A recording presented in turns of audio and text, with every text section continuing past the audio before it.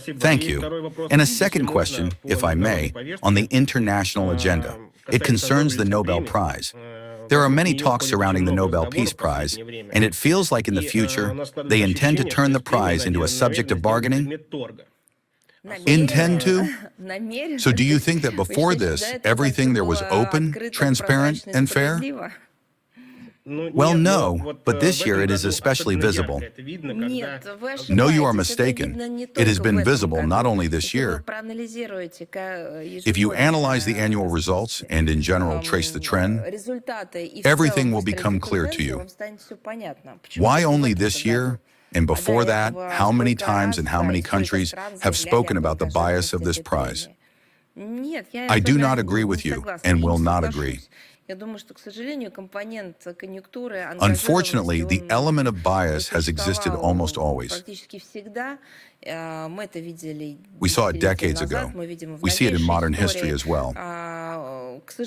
Unfortunately.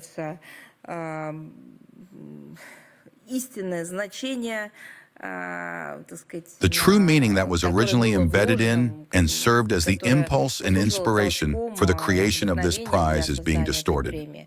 We see increasing bias, and we see a perversion of the principles that form the foundation of this institution.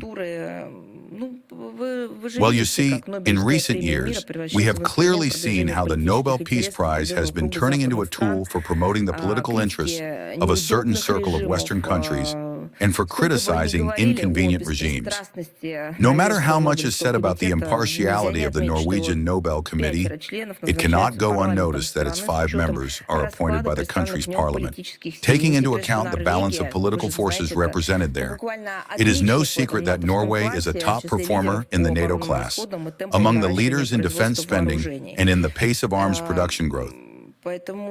Therefore, given the Norwegian Nobel Committee's close ties with the country's leadership, one can question whether it can claim independence when awarding an international prize. Put simply, if you can publicly state that it is independent, frankly, I cannot. So I'm not sure if this is a problem of only the current year. In recent decades, such a mechanism has been established that it does not allow for objectivity.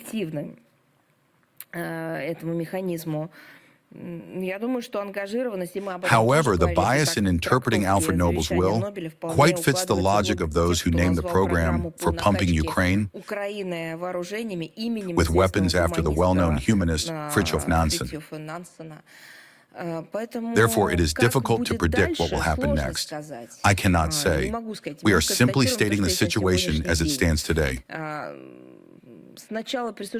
Since the beginning of the awarding of this prize, the criteria formulated by Alfred Nobel have undergone significant deformation and, in some cases, have been completely distorted.